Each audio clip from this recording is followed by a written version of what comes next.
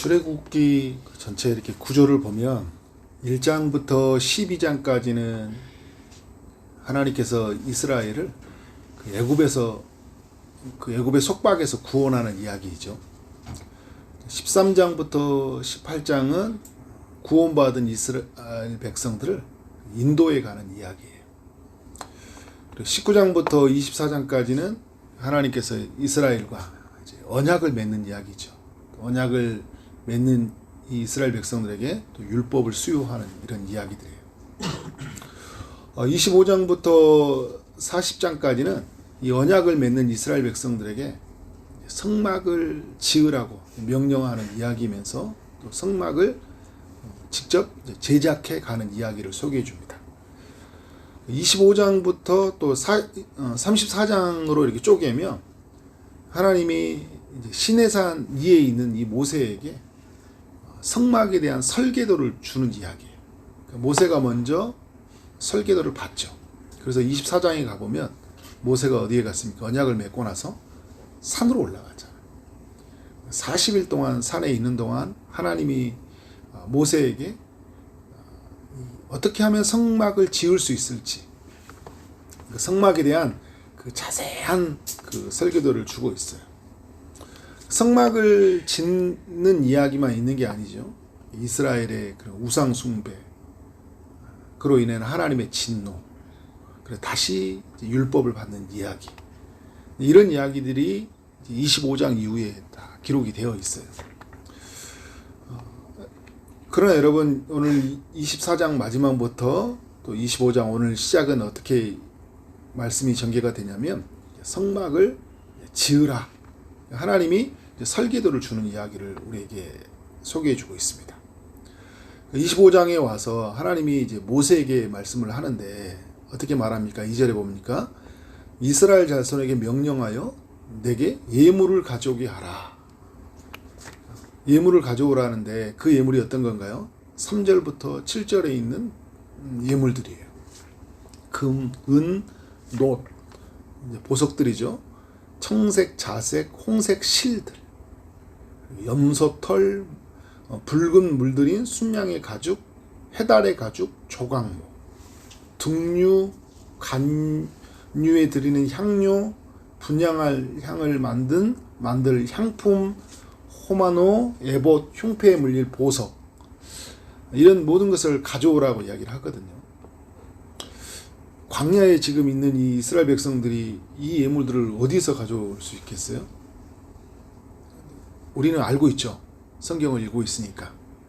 애굽에서 나올 때 승리의 전리품으로 받은 거예요. 12장에 이렇게 말씀을 내용을 보면 이스라엘 백성들을 이렇게 내보낼 때 금은 또 의복들, 폐물들 이렇게 주라고 하잖아요. 하나님이 주라고 이야기하거든요. 애굽의 사람들에게. 주라고 했더니 어떻게 해요? 주라고 하는 대로 다 줬어요. 가져왔잖아요. 근데 하나님이 이 예물들을 다시 가져오라고 해요. 줬다가 뺏는 거예요? 그거 아니죠. 그죠? 다 주라는 게 아니잖아요. 지금 뭘 짓기 위해서? 성막을 지으려고 하니까 필요한 만큼 달라는 거잖아요. 200만 명이 넘는 사람들이 가지고 있는 폐물들 중에 어떻게 해요? 가지고 있는 자기 하나님 앞에서 귀한 것들을 내놓으라는 거죠. 우리가 예전에 IMF 터졌을 때 어떻게 사람들이 뭘 가지고 갔어요? 금을 가지고 갔죠. 그때 금을 보관하고 있으면 지금 금값이 엄청 비싼데, 그죠? 나 개인에게는 큰 부유함이 될지 모르지만 어떻게 해요? 나라를 살리는 길이니까 그 길을 선택하는 거잖아요. 이제 이 이스라엘 백성들이 가나안 땅에 들어가야 되잖아요. 사람들 마음에는 어떻게 해요? 내가 뭔가라도 좀 가지고 있으면 시작하면 좀 이렇게 두려움이 사라지잖아요. 그런 면에서 놓고 싶지 않은 것들이에요. 근데 하나님은 더 중요한 게 있으니까. 그래서 여러분, 우리는 더 중요한 것에 우리의 삶의 우선순위를 둬야 돼요. 더 중요한 거. 성막을 짓는 게 중요하잖아요. 왜요? 하나님을 그곳에서 만날 수 있으니까. 그것은 하나님을 예배하는 자리니까. 그것은 하나님을 이해하는 자리이니까. 그러면 어떻게 돼요? 우리가 기꺼이 내놓을 수 있어야 되죠. 사실 우리가 하나님을 이해하는 것, 하나님을 만나는 것, 이 모든 것을 이루기 위해서 일하고 우리가 땀 흘려 사는 거잖아요. 이 우리의 존재의 목적이거든요. 근데 그 하나님이 뭐라고 하냐면, 말씀하냐면, 그 기쁜 마음으로 내는 자를 바치라 이야기를 하고 있어요. 그러니까 하나님 뭐예요? 억지로 받기를 원하지 않는다라는 거예요. 고린도후서 9장 7절에서도 그런 말씀을 하잖아요. 각각 그 마음에 정한 대로 할 것이요 인색함이려나 억지로 하지 말지니 하나님은 즐겨내는 자를 사랑하시느니라, 이렇게 이야기를 하고 있어요. 그리고 이제 출애굽기 내용에서도 이렇게 나오는 내용 중에 보면요, 그 절기를 지킬 때나 이때 빈손으로 나오지 말라고 그래요. 하나님 앞에 나올 때 빈손으로 나오지 말라. 또 성막을 지을 때 어떻게 해요? 예물을 가지고 오라. 하나님이 돈이 없어서 빈손으로 나오지 말라고 하고, 하나님이 쓰실 재료가 없어서 사람들에게 그 재물을 가지고 나오라 할까요? 아니시죠, 여러분. 하나님은 백성들의 즐겨내는 헌신을 받으신다. 예배는 하나님이 일방적으로 자기 백성에게 만나주시는 이야기이면서 동시에 뭐냐면 하나님의 백성들이 하나님 앞에 즐거이 헌신하는 자리예요. 하나님을 향한 헌신, 하나님이 우리를 향한 은혜, 그것에서 만나는 거예요. 그런 면에서 여러분, 우리가 예배 드릴 때 뭐 헌금을 준비한다, 또 마음을 준비하려 나간다, 이런 모든 적이 뭐냐면 내가 하나님 앞에 내 삶을 드린다라는 거잖아요. 그죠? 그건 내 삶, 뭐 물질적인 뿐만 아니라 내 삶 전체를 하나님 앞에 어떻게 해요? 헌신하는 마음으로, 그 마음으로 서는 거예요. 그 마음을 어디에 담는 거예요? 예물이 담는 거잖아요. 이 예물이, 내가 드린 이 예물이 아름다운 성막에 쓰여진다. 이 예물이 하나님을 영화롭게 하는데 쓰여진다. 이제 이런 마음으로 우리가 여러분 참여하는 거잖아요. 그래서 여러분, 이렇게 성막은 어떻게 해요? 지어져 가요. 기쁜 마음으로. 근데 어떤 사람들은 그 인색한 마음으로 참여하는 사람이 있겠죠. 그리고 어떻게 해요? 내 것이 정말 아까운 사람들도 있을 거예요. 어떻게 얻은 것들인데. 내 손에 한번 들어오면 다시 놓는다는 건 되게 힘든 일이거든요. 그러나 여러분, 우리가 창세기 22장 아브라함 이야기를 항상 생각해야 돼요.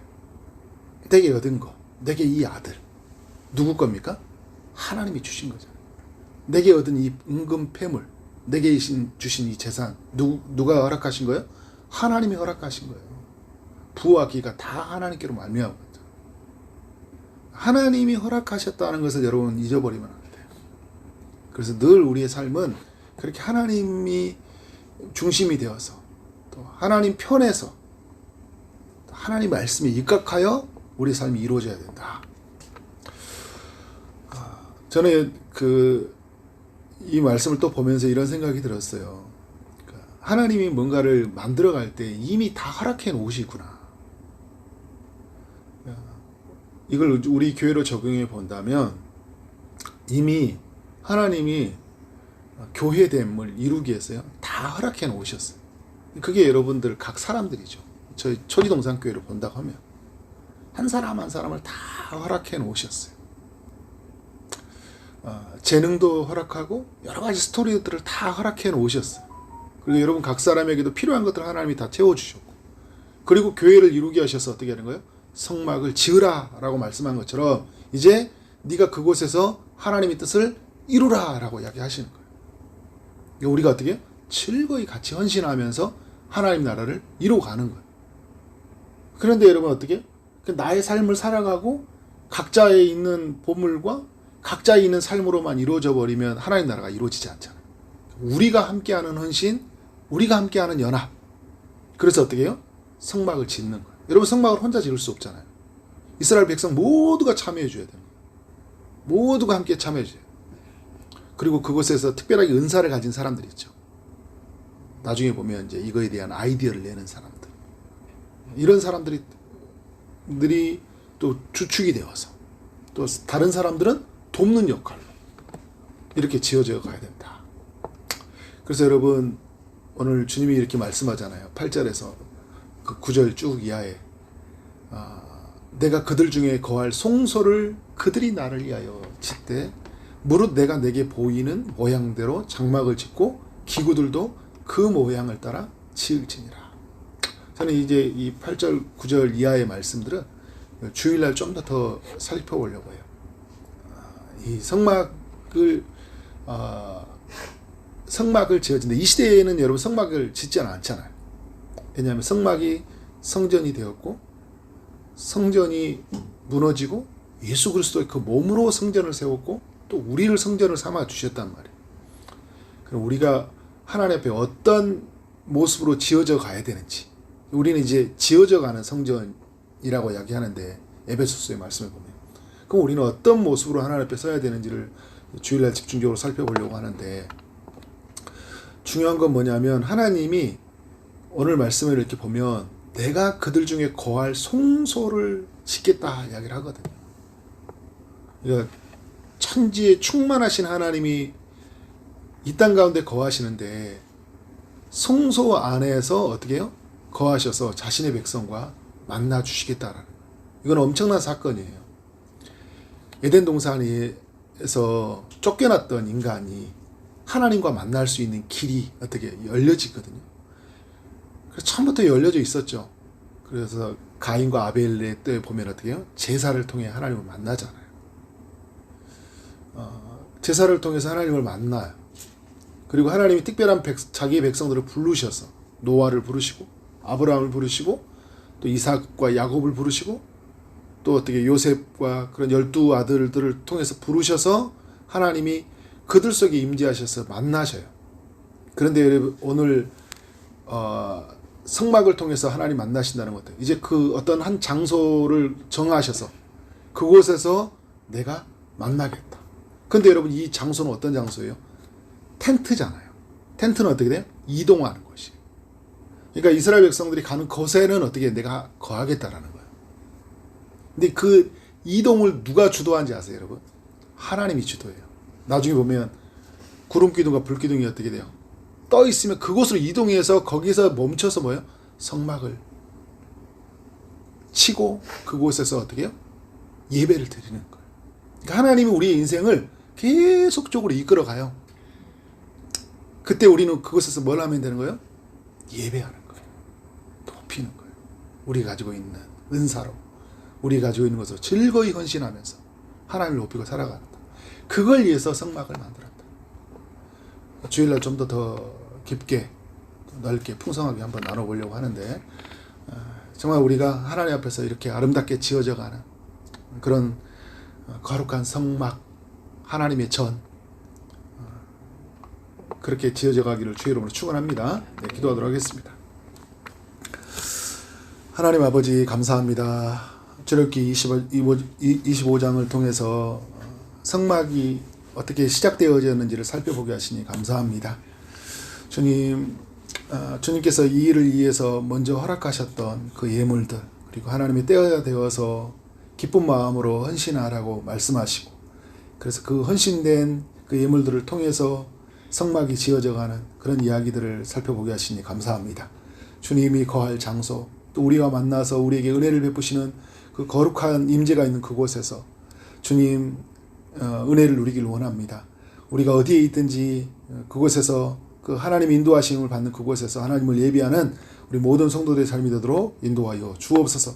모든 것은 하나님 중심적으로 하나님 우선이 되어서 우리 삶의 최고의 순위는 하나님이 1순위라는 것을 고백하며 그렇게 지어져가는 우리 성도들의 삶이 되도록 인도하여 주옵소서.